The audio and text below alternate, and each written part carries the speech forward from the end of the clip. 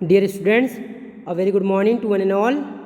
In today's session, we are going to start the stress strain behavior for the brittle material. क्योंकि last जो आपका session था, जो last lecture था, उसमें हम लोग जो डक्टाइल मटेरियल के आपका स्ट्रेस स्ट्रेन बिहेवियर के बारे में बात किया था हमने ना, माइल्ड स्टील को लेकर के हमने काम किया था, ठीक है, या माइल्ड स्टील कह सकते हैं या फिर लो कार्बन स्टील के लिए स्ट्रेस स्ट्रेन के जो ग्राफ प्लॉट किए हैं उसको हमने आपका बहुत डिटेल में डिस्कस किया था, जिसमें कई सारे पॉइंट आपके आते हैं। दैट मीन्स प्रोपोर्शनल लिमिट हो गया, इलास्टिक लिमिट हो गया, लोअर यील्ड पॉइंट हो गया, अपर यील्ड पॉइंट हो गया ना, उसके बाद अल्टीमेट स्ट्रेस पॉइंट हो गया एंड लास्ट में इज द फ्रैक्चर पॉइंट, ठीक है ना।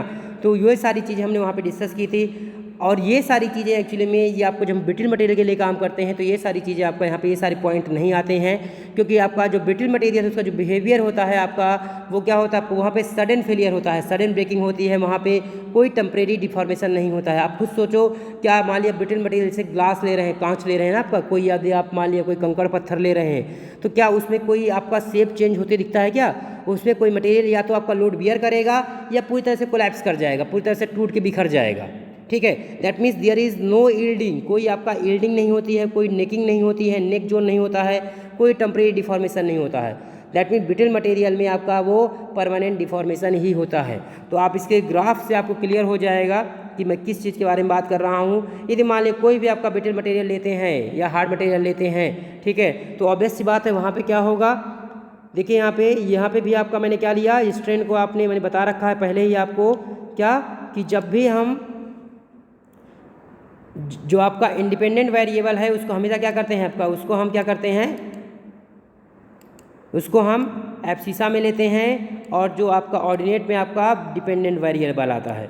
तो स्ट्रेन पहले ही आपको बता रखा हूँ, स्ट्रेन क्या आपका इंडिपेंडेंट है तो इसीलिए आपका ये एक्स एक्सिस में आया है, जबकि स्ट्रेस है आपका वो डिपेंड है आपका स्ट्रेन पे यंग्स मॉडुलस से मल्टीप्लाई करके या मॉडुलस ऑफ रिजिडिटी से, ओके, डिपेंड करता है आपका कौन सा स्ट्रेस आपका इंड्यूस हो रहा है, आपका लोडिंग किस तरह से लग रही है। यदि नॉर्मल लोड होगा तो वहाँ पे टेंसाइल लोड आपका टेंसाइल स्ट्रेस जनरेट होगा और उस केस में आपका क्या आता है, उस केस में यहाँ पे मान लिया stress is directly proportional to strain, तो यहाँ पे स्ट्रेस क्या होगा आपका, वो आपका स्ट्रेन के आपका डायरेक्टली प्रोपोर्शनल होगा और उस केस में क्या आता है आपका यंग्स मॉडुलस आपका एक्ट करता है।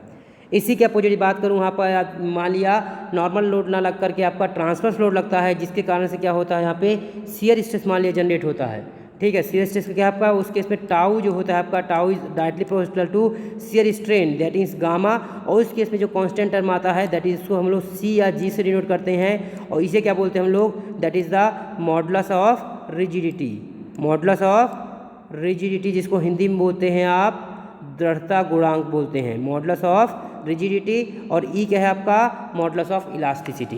क्लियर है। तो जैसे कि आप यहाँ पे देख पा रहे हैं क्या करता है, ये भी आपका ओ से लेकर के ए तक, ओ से ए तक आपका क्या है यहाँ पे, ये स्ट्रेट लाइन को फॉलो करता है। जैसे ही थोड़ा सा लोड आप पे एक्सीड करते हैं, जितना लोड इंटेंसिटी जितना ये स्ट्रेस सह सकता है उतना आपका स्ट्रेस ये सस्टेन करेगा, उसके बाद तुरंत क्या हो जाएगा, आपको फ्रैक्चर मिलेगा। That means no yielding, no temporary deformation, तुरंत आपका फ्रैक्चर मिलता है।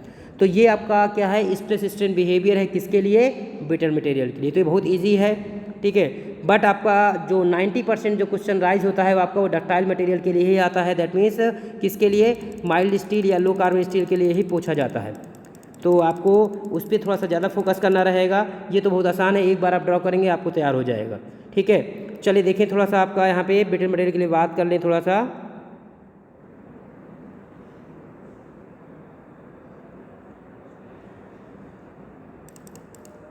देखिए यहाँ पे brittle materials which includes cast iron, glass and stones do not have a yield point. मैंने आपको बताया कि जो भी ब्रिटल मटेरियल है, चाहे आपका वो कांच हो, ठीक है, कोई भी आपका कास्ट आयरन का पीस है जो कि हार्ड, वो भी आपका क्या होता है ब्रिटल मटेरियल में ही काउंट होता है, कोई पत्थर है, तो इन सब में आपका ये यहाँ पे कोई यील्डिंग नहीं होती, कोई यील्ड पॉइंट नहीं होता है।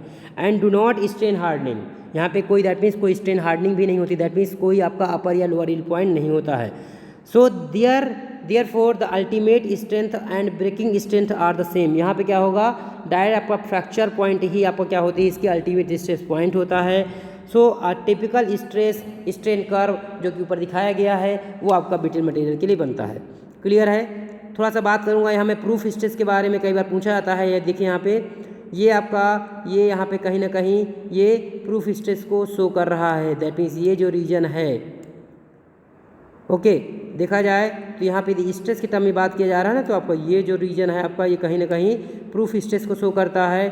ओके, स्ट्रेन आपका यहाँ पे लीनियर बिहेवियर दिखाया गया है 0.2%, जो कि आपका स्ट्रेन का 0.2% ही होता है। ठीक है, वो क्या है वो देखिए यहाँ पे लैंग्वेज से आपको और क्लियर हो जाएगा, ध्यान दें थोड़ा सा। For material which do not have clearly defined yield point, जिनका यील्ड पॉइंट आपका क्लियरली डिफाइंड नहीं होता है। An arbitrary yield point is defined by drawing a line which is offset by the certain strain value and it is parallel to the original strain line. आपने देखा होगा इस line की बात कर रहे हैं जो आपका डॉटेड लाइन से दिखाया गया है, जिनका यील्ड पॉइंट क्या है आपका, इस लाइन की बात कर रहे हैं ये। ठीक है ना, क्लियर है? ओके, तो देखिए यहाँ पे क्या बोल रहा है, जहाँ पे आपका अ पैरेलल स्ट्रेन वैल्यू क्या है, certain strain value and is parallel to the original stress strain line.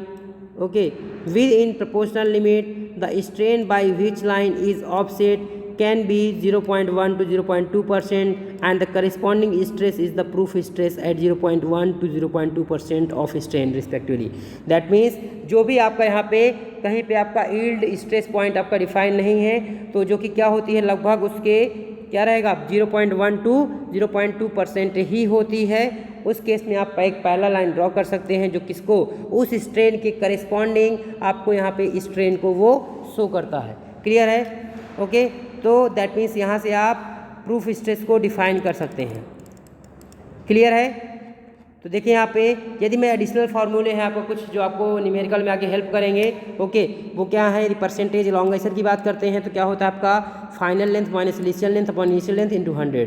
तो दैट मीन्स परसेंटेज एलोंगेशन क्या होगा मैथमेटिकली, फाइनल लेंथ यानी कि LF माइनस LI इनिशियल को हो गया और डिवाइडेड बाई LI इंटू 100। तो ये परसेंटेज एलोंगेशन के लिए हो जाएगा।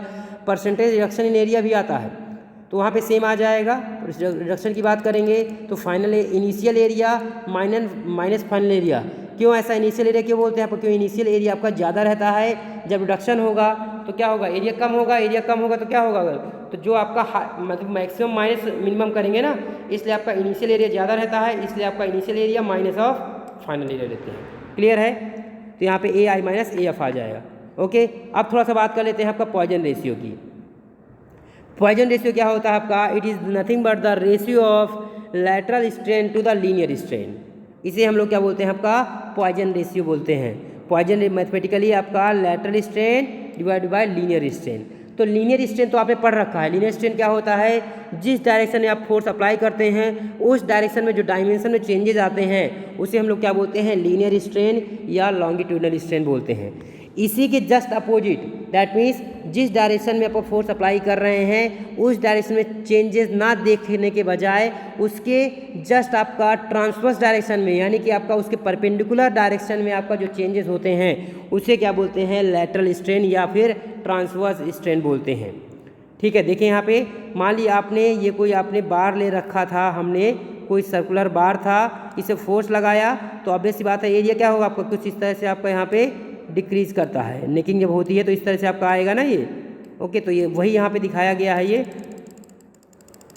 क्लियर है? तो इस डायमेंशन में हम जो स्टडी करते हैं वो क्या होता है आपका, that is called the linear strain. क्यों? क्योंकि फोर्स भी हम इसी डायरेक्शन में अप्लाई कर रहे हैं। क्लियर है? बट इसे तो क्या बोलते हैं, लीनियर स्ट्रेन बोलते हैं। बट यहाँ पे अब ऑब्वियस बात है टेंसाइल लोड लगेगा तो लॉन्गिट्यूडिनल स्ट्रेन क्या आएगी आपको, पॉजिटिव आएगी, जबकि जो लैटरल स्ट्रेन आएगी आपका वो निगेटिव आएगी। ध्यान रखिएगा। क्लियर है? तो यहाँ पे जो आपका क्या होता है, डिक्रीमेंट जो आपका एरिया में आपका जो डिक्रीमेंट हो रहा है, जो डिक्रीज कर रहा है एरिया, इस यहाँ पे जो स्ट्रेन हम लोग आपका डिफाइन करते हैं that is known as the lateral strain. Clear है? चलिए आगे इसको आप देख सकते हैं, आगे यहाँ पे दिया गया है आपका डिटेल में। ओके, बाकी आपका यहाँ पे लैटरल स्ट्रेन क्लियर हुआ कि नहीं हुआ, दैट मीन इस केस में देखा जाएगा तो लीनियर स्ट्रेन क्या हो जाएगा, दैट मीन्स डेल्टा जो लीनियर स्ट्रेन यदि एप्सिलॉन L की बात किया जाए, लीनियर स्ट्रेन या लॉन्गिट्यूडनल स्ट्रेन क्या हो जाएगा आपका फाइनल माइनस इनिशियल। यदि मैं कहूँ आपका इनिशियल इसकी लेंथ मान लिया L रही होगी, अब बाद में क्या हो जाए आपका L प्लस डेल्टा L हो जाए, तो स्ट्रेन क्या होता है, change in length upon original length. तो फाइनल लेंथ क्या हो जा रही है आपका फाइनल माइनस इनिशियल, तो L प्लस डेल्टा L ये फाइनल हो गई और माइनस इनिशियल, इनिशियल कितनी है आपका L, तो चेंज इन लेंथ हो गया ये अपॉन ओरिजिनल लेंथ, कितना हो जाएगा L। तो L से आपका ये L कैंसिल आउट हो जाएगा, दैट मीन्स क्या आ गया, linear strain delta L by L आ गया।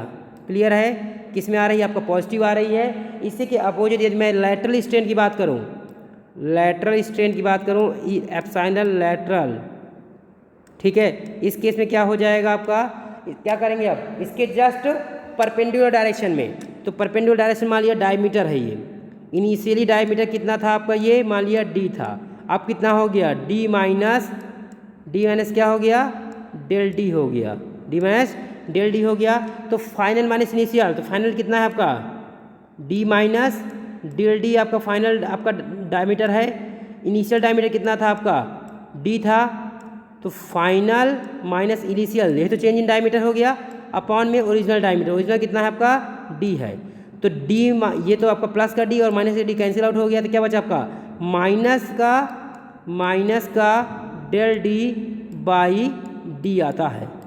तो इसीलिए आपका जो लैटरल, जब हम पॉइजन रेशियो की बात करते हैं तो उस केस में क्या होता है, लैटरल स्ट्रेन अपॉन लीनियर आता है, बट जो पॉइजन रेशियो होता है हमेशा पॉजिटिव आता है। तो इसलिए आपका जब लैटरल स्ट्रेन अपॉन लीनियर कर रहे होते हैं उस टाइम पे आपको मॉडुलस वैल्यू लेनी पड़ती है। क्या लेनी पड़ती है आपका, वहाँ पे आपको मॉड लेना पड़ेगा ताकि आपको जो पॉइजन रेशियो है आपको वो पॉजिटिव मिल सके, या फिर क्या करें आपका पहले ही वहाँ पे माइनस लगा दें। क्लियर है, पॉइजन रेशियो ये देखिए यहाँ पे इसको क्या करना पड़ेगा, आपको मॉड लेना पड़ेगा, ये आपका एग्जैक्ट रहेगा, ज़्यादा आपका बेटर रहेगा। क्लियर है, तो पॉइजन रेशियो क्लियर हो गया होगा मेरे ख्याल से। चलें हुक्स लॉ की बात कर लेते हैं। पहले भी हालांकि मैंने बोला था, it states that when a material is when material is loaded within its elastic limit stress is directly proportional to strain. यही क्या होता है आपका, इसी को बोलते हैं हम लोग हुक्स लॉ बोलते हैं। और यहाँ पे जब प्रोपोर्शनलिटी को आप हटाते हैं तो एक कांस्टेंट टर्म आता है जिसे हम लोग ई से डिनोट करते हैं, यानी कि यंग्स मॉडुलस आपको यहाँ पे आएगा। क्लियर है, तो ये आपका ओवरऑल हुक्स लॉ है। तो आई थिंक आज के लिए सफिशियंट है। ओके, थोड़ा सा और देख लें। अच्छा, यहाँ पे मॉडुलस ऑफ इलास्टिसिटी के बारे में बात किया है, ठीक है। मॉडुलस ऑफ इलास्टिसिटी क्या है आपका, यहाँ पे stress is directly proportional to strain, तो सिग्मा क्या आपका स्ट्रेस है, एप्सिलॉन आपका स्ट्रेन है, ठीक है। मॉडुलस ऑफ इलास्टिसिटी क्या होता है, मॉडुलस ऑफ इलास्टिसिटी और Young's modulus is the constant of proportionality and is defined as the ratio of the linear stress to the linear strain। Okay, obvious सी बात है, क्या है आपका, देखिए ध्यान से, यहाँ पे सिग्मा इक्वल टू क्या आया आपका, यहाँ पे ई इंटू क्या आया आपका एप्सिलॉन आया।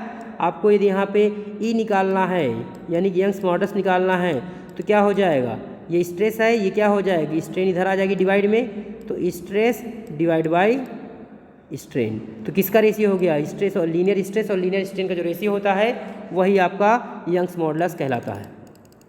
यहाँ तक क्लियर है।